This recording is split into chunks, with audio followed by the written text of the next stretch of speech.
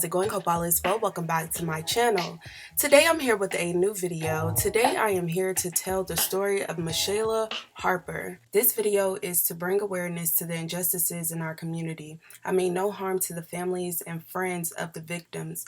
All information included is public knowledge. The information included was gathered by local news outlets. Michaela Harper is a 4th grade teacher who works at an elementary school in her local town. According to news reports, she had been so busy preparing for the nursery of her daughter, who was due in February. The Saturday of the incident, she celebrated the upcoming arrival of her first child with her family and friends in Soso, Mississippi. Michaela's smile was so bright, her friends and family just looked as if they were just exuding love, and it was such a beautiful sight to see. But then that beautiful day unfortunately came to a tragic end. Moments after the baby shower, some reports even say less than 30 minutes, her Honda Accord was struck head-on by a 2005 Nissan just before 6 p.m. and the driver fled the scene on foot. A hunter found Michaela bleeding and injured laying alongside the road and called 911.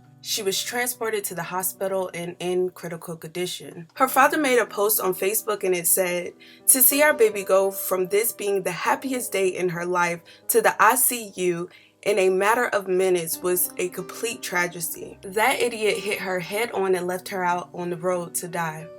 We are grateful for the individual that happened to be in the area hunting to come to her aid. Otherwise, we may not be sitting in the ICU praying as she fights for her life." He also thanked a local column as well as the community who jumped into action to spread the word about the man being in the area on foot. Michaela suffered from several injuries, and another devastating part of this story was the news about her baby. The doctor came in and explained that Michaela had severe trauma to her, and they notified us that the baby didn't make it through the accident. And although she was fighting for her life, she could not stop asking about her unborn child. She was just pointing at her stomach.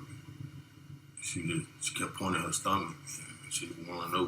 You know, she couldn't talk. She had the tubes in her, but she was aware that she woke up, she won't know what her baby was. James Corey Gilbert, 33, was identified as the driver of the 2005 Nissan who struck Michaela's car.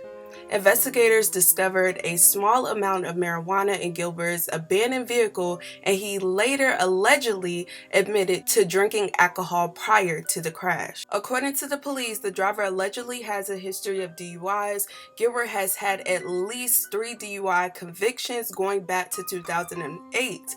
In 2015, he was convicted of felony DUI and possession of drugs. The news article reported that the sheriff called Gilbert's wife and asked her to reach out to her husband to encourage him to do the right thing and turn himself in. Gilbert stated that he left the scene because he was scared and he apologized for it. He was charged with leaving the scene of the incident that caused the death and injuries, and he was being detained on a $100,000 bond. The district attorney said that the charges could increase after the results of his blood tests are released. However, they have not been released to the public yet. When her father did his news interview, he did have this to say about Gilbert. I don't hold nothing ill against the man. The only thing that angered me is he left my baby out there to die. That's the only thing I'm mad about. Michaela is a fighter. The doctors did not believe she was going to make it, and she was off life support within 5 days. I'm sure it's going to take a lot to recover. On her Facebook, she was saying how she went in for a doctor's appointment, but instead she had to stay. And I'm just sending all love and light to her family, to her, to her friends and to her loved ones and anybody that been through a situation like this. Her family also made a GoFundMe in order to help her with some of her medical expenses. And she also made a post on her Facebook January 17th, and she said, "I just want to say thanks to everyone that has supported me and my family through this tragedy. There are so many people to thank that I could not include everyone in one post. Every day is progression. I have some good days and some bad days. However, I am blessed to still be here and recovering every day. Today is a big day for me because I am going home after 13 days in the hospital. I just want to say thanks for all the prayers because they are certainly appreciated. I have been trying to stay updated on this case. I just hope justice is served.